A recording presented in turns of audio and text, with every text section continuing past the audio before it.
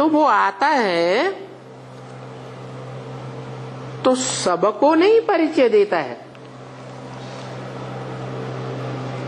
बाप है ना, मनुष्य आत्माओं का बाप है या नहीं है? आत्माओं का बाप है। तो आत्माओं का बाप सब आत्माओं को देगा जो कुछ उसके पास है, कि कोई एक को देगा है? हाँ, एक को क्यों देगा?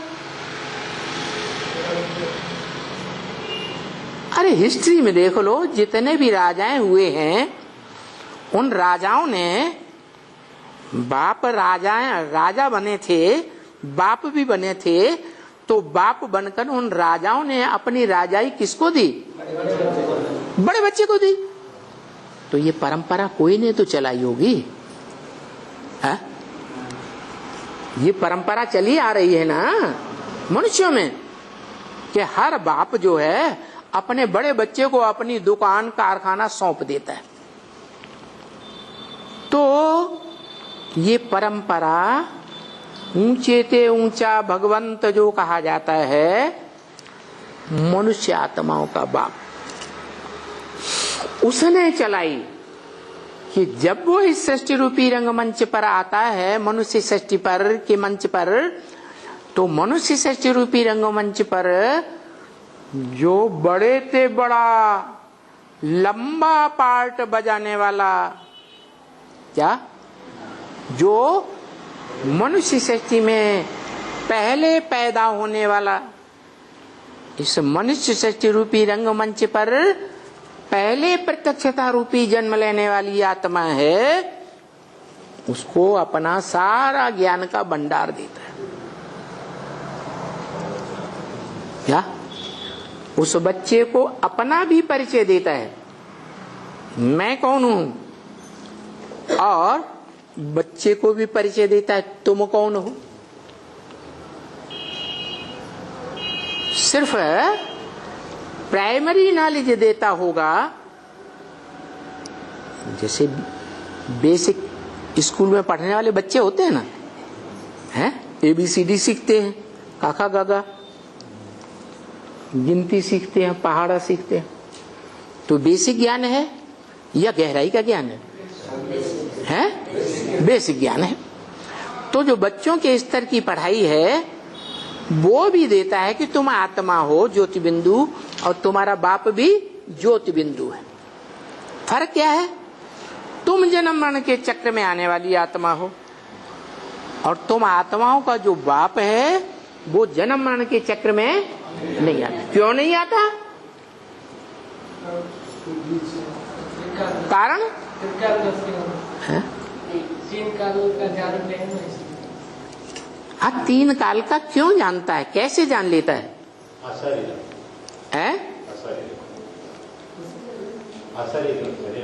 अतरी वो आत्मा का बीज वो है, वो जान लेता है तीनों कालों को। तो किस आधार पर जान लेता है?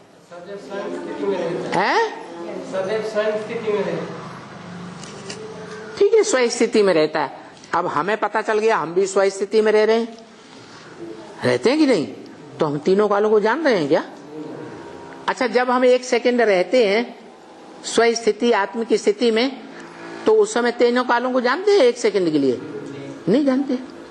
तो आधार क्या है? कोई आधार है ना तीनों कालों को जानने का।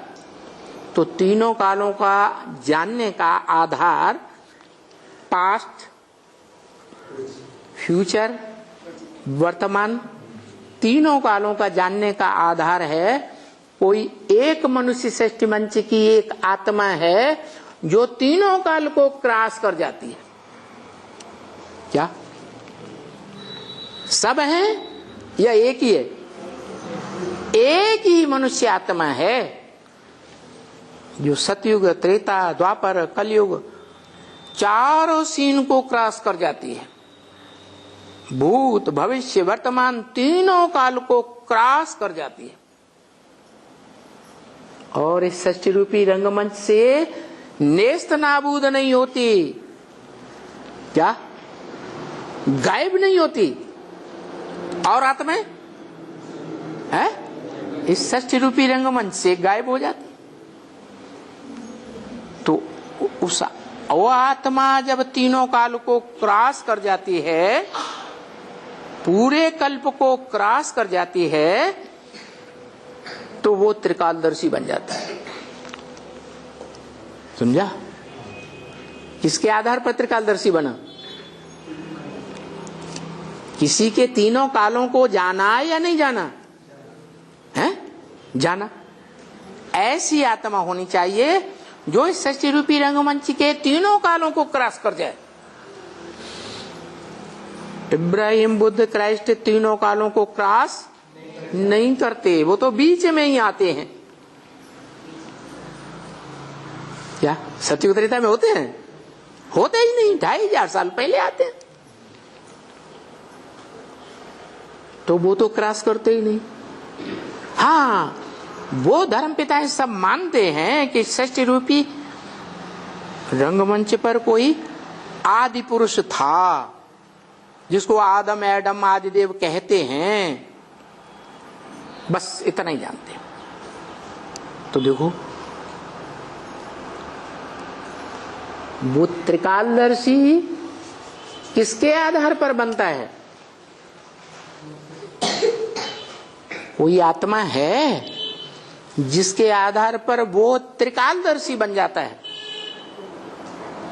उसके तीनों कालों को जान लेता है कि इस आत्मा ने ये तीनों काल क्रॉस किए। कौन है? कौन है वो आत्मा?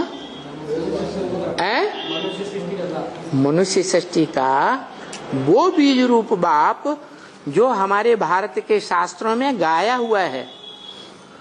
एक है व्यक्तित्व,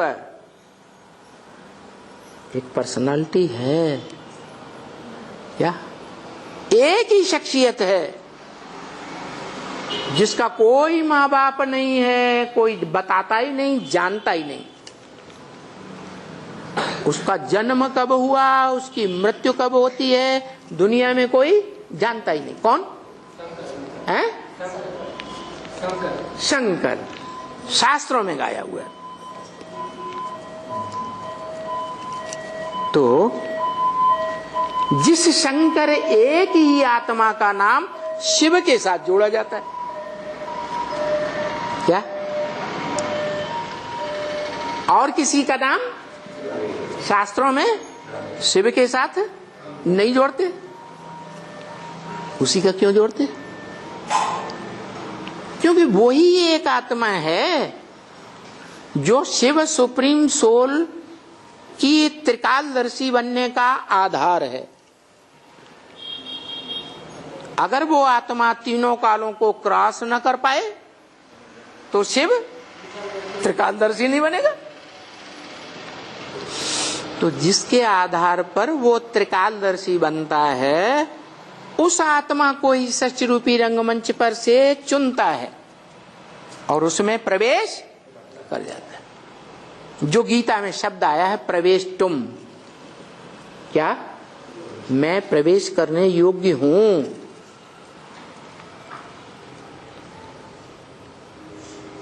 मेरा दिव्य प्रवेश होता है, दिव्य जन्म है। मनुष्य आत्माओं के समान, प्राणियों के समान गर्भ से जन्म नहीं लेता, अंडे से जन्म नहीं लेता। भूत प्रेतों के समान किसी में प्रवेश करके प्रत्यक्ष नहीं होता, जन्म नहीं लेता। क्या?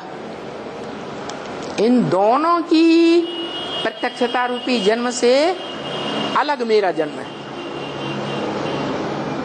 कैसा जन्म? दिव्य जन्म। ऐसा दिव्य जन्म है कि जब मैं प्रवेश करता हूं तो कोई को पता ही नहीं चलता मैं कब आया और कब चला गया।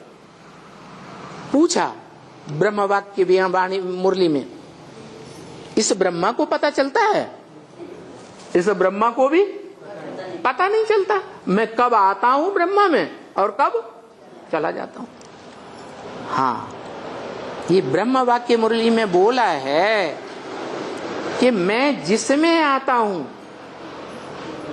क्या जिसमें आता हूं उससे काम निकालने के लिए नाम देता हूं। शास्त्रों में जितने नाम हैं काम के आधार पर नाम है ना। तो भले पुरुष तन में भी आता हूं, पुरुष तन में ही आऊंगा। पुरुष तन में आता हूं तो भी उसका नाम ब्रह्मा देता हूं। जिस किसी भी पुरुष तन में आऊंगा नाम ब्रह्मा दूंगा। तो किसी दादा लेखराज के तन में आया, दादा लेखराज नाम नहीं दिया, क्या नाम दे दिया? ब्रह्मा नाम दे दिया। सवाल ये है कि दादा लेखराज में कब से आया, कैसे पता चला? जब ऐसा वंडरफुल, ऐसी नई नई बातें सुनाते हैं जो दुनिया में नई नई सच्ची बातें कोई ने नहीं सुनाई, तो एहसास हो जाता है कि हाँ भगवान ये बातें सुनाता है। ये देहधारी इन बातों को नहीं जानता, ये तो अपने साक्षात्कारों का भी रहस्य को नहीं जानते थे। तो विश्वास होता है कि हाँ इसमें भगवान ने प्रवेश किया।